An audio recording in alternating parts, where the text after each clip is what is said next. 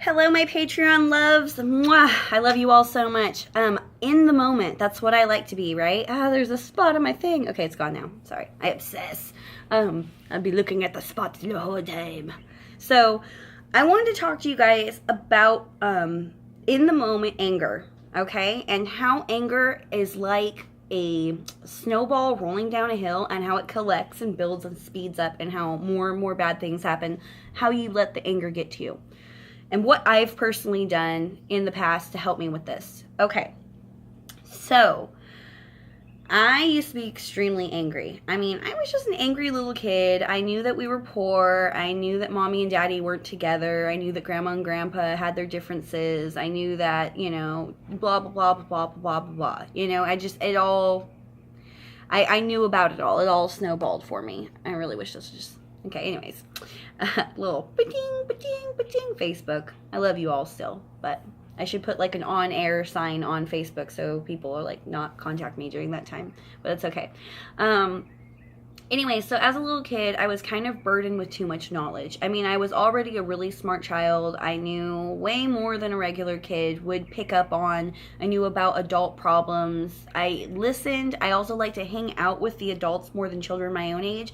And eventually, as adults do, sometimes they talk to you about their problems, especially if, just sometimes that's what happens. So, and as an empath, I hope you guys know, you know that you pick up a lot more than a normal person would do. So it became heavy on me, and as a child I wasn't taught with how to deal with my anger. I was just told don't be angry. They would maybe say breathe or something like that, but I would pull on my hair, I'd stomp, I'd me a little tiny pissed off Shaenna, a little itty bitty thing, so mad at the world, so mad for the injustice in the world. I just wanted everybody to be happy. I wanted there to be enough of this thing people call money that everybody was fighting over all the time. I wanted to see just love, and that's not what I was seeing. I was seeing other things over and over. So, I was seeing love sometimes too. I don't want to say I didn't have a good childhood. I had some good things in there too. Everybody has their ups and their downs. It's just I feel like for some reason negative imprints stick harder than positive ones. That's why when you beat a dog with a stick or something, if you pick up a broom and you've never beat that dog but somebody else did, that dog's going to react to that broom because that negative reaction, it's got like imprinted. All the times it saw somebody sweeping and nothing happened to it, that doesn't matter. That one time that broom hit him is what they're going to think about. So as a child, that's kind of what I did. Is it my fault? No, that's just how life is in general, right? This is a lemon and orange water. Well, it's lemon and orange oil from doTERRA in water. It's like jumping. It's not sparkling. That's just the oils. I love it though. Wish you guys could smell this. I'll definitely be sending out some doTERRA samples as part of the $100 a month and up club. This is my favorite. I love it. It's changed my life. Okay. Anyway, so how does anger snowball? Example, you wake up in the morning, you stub your toe.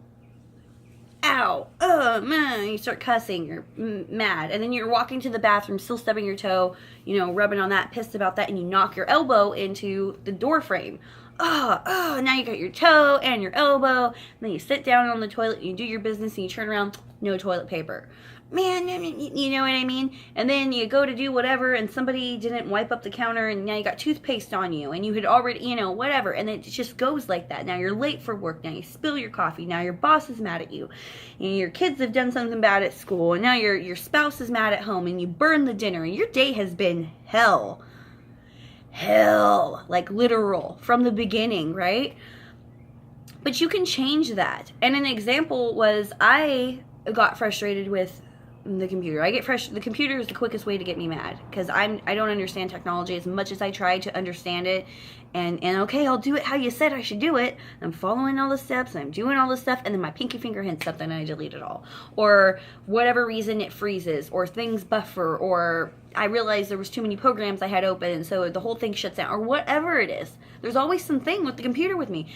I get heated, and then flies will start buzzing around and they land on me, and flies bug the crap out of me. If they land on me and I'm not touching you, I'm not touching you. Oh my gosh, there's nothing to get me heated more, right?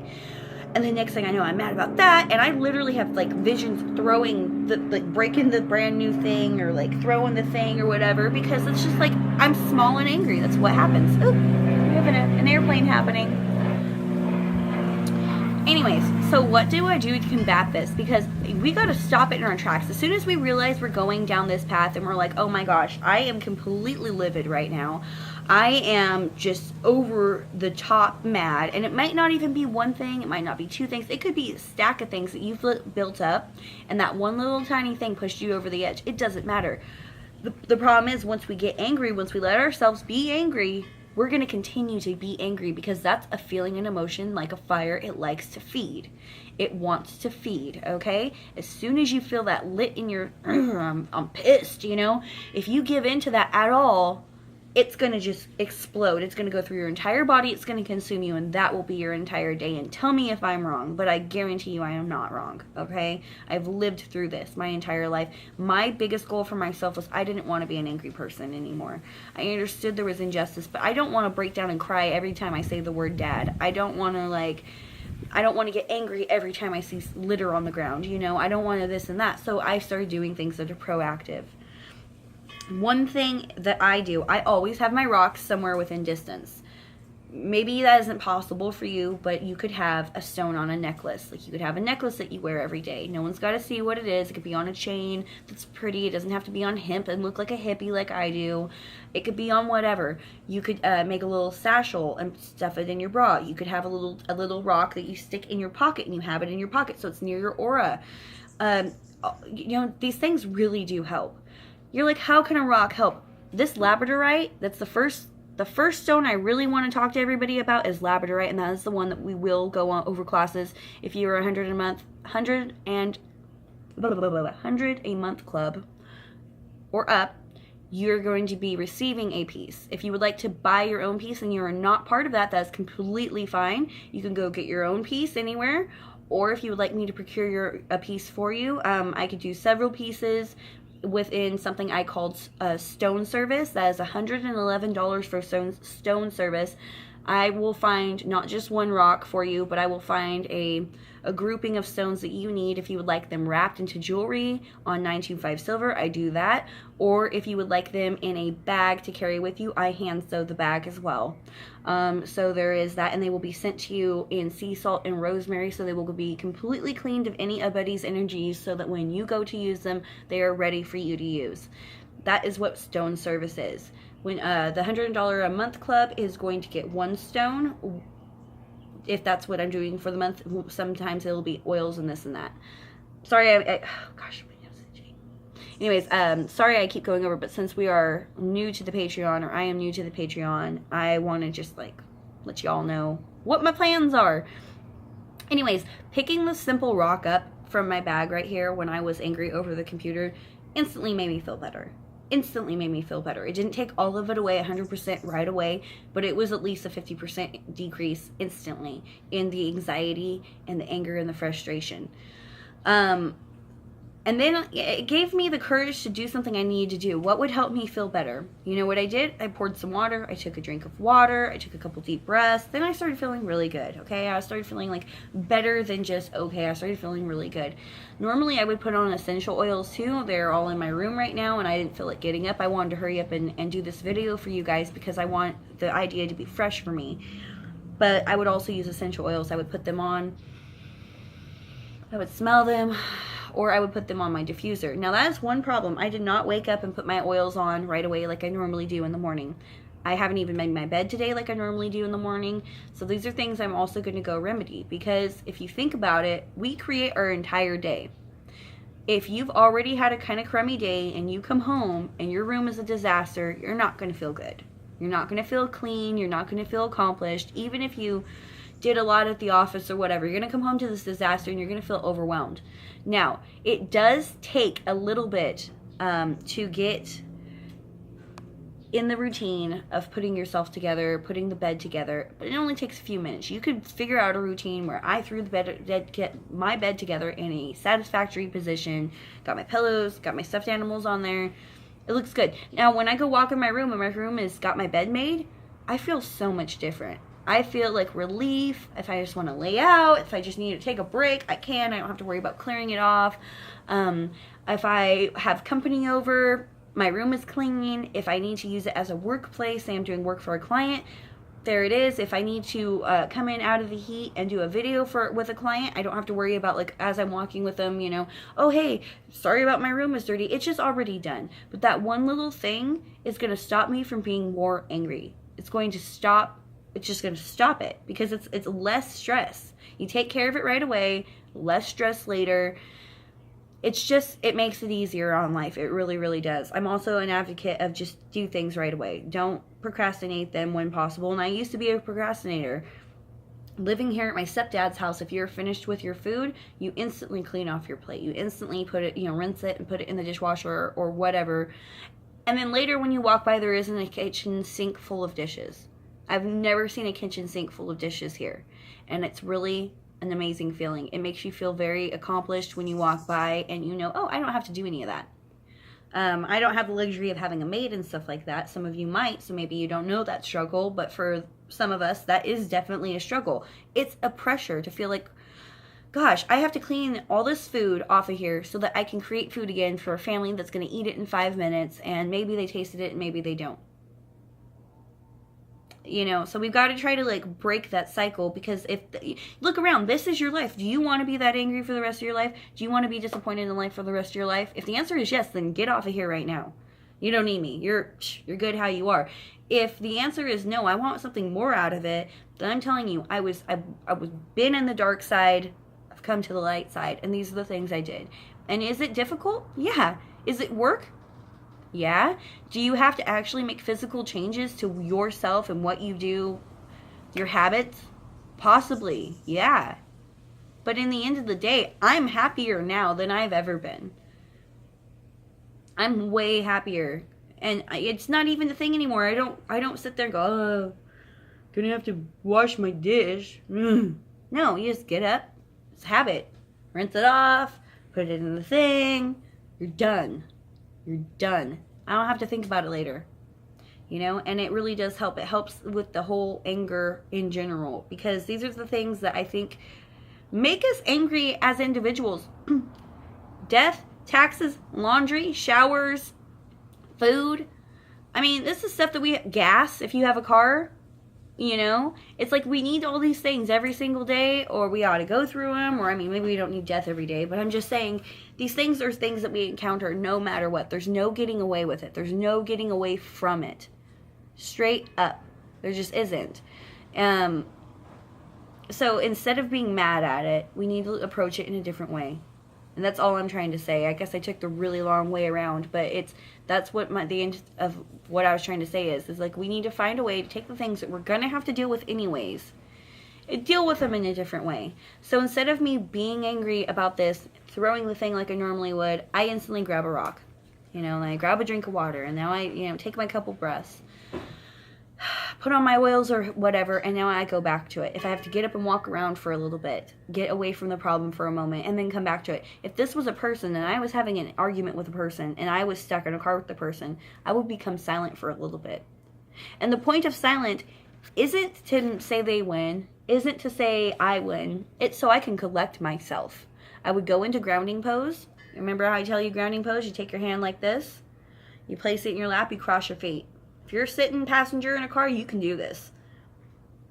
Cross your feet, put your hands in your lap.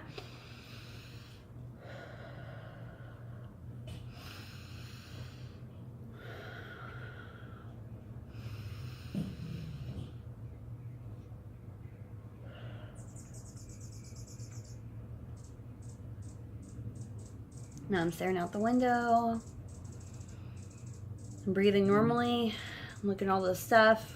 Collecting my thoughts. They're thrown off. They're really thrown off because they're expecting you to just be like, meh, meh, meh, meh, meh, and you stopped after the last thing, and they're like, what is she gonna say next? What is he gonna say next? What are they gonna throw at me next? And you're not. You're breathing. You're thinking about it. You're thinking about how beautiful everything is. Taking a break from the whole thought for just a moment, looking at the field or looking at the street or looking at whatever it is. Just let it go for a moment. I guarantee you, let it go for 2-3 minutes, all of a sudden, the perfect thing to say will happen. And it won't be a shitty remark. It won't be a I'm right, you're right remark. It will be a symbiotic, see it from both angles, this is the diffuser mark comment. If at all. If at all. And I say if at all because you might decide it's better to just leave it where it is. But either way, it will have thrown the other person off their track. The next time you go to fight with them or talk to them or whatever, they're going to see things a little bit differently. They're not going to expect the same reaction for you. They're not going to know what to expect. But they're not going to expect that it's going to be negative. It's going to be a lot better. What else would I like to talk about?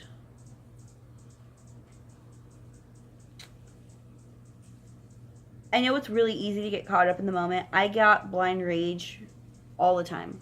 Like where I would like, you kind of see yourself from the outside perspective. I would see the horrible things I would be saying, the horrible actions I would be doing, or whatever it was. And I'd be seeing myself from the third perspective, and I would literally be thinking, oh God, Shaenna, stop saying that, please. Don't say that. Don't do that. Why are you doing that? Stop it. And then, but I couldn't. I would instead continue to say whatever hurtful things. And after the fact, I would be horribly teared down. I tore down the other person successfully. But now I feel bad because I love them. And why did I hurt them? And all these horrible things. Or maybe I didn't even love them. Maybe they're just a person. But still, why do I say these things? Why do I do these things? And it became to where I didn't like that anymore. The best thing for me to do was walk away. That was the easiest way for me to start to break away from my anger habits. I was choosing to walk away instead of responding. Because could I cut them down to the core? Yeah, I could. Could I make them cry like a little baby? Yeah, I could. Could I make them wish that they had never tried to tangle with a 5'2" blonde? For sure. But I didn't want to be that anymore. I didn't want that to be how I was seen. I didn't want that to be my legacy. I wanted to be kind and sweet and beautiful. And beautiful on the inside, by the way.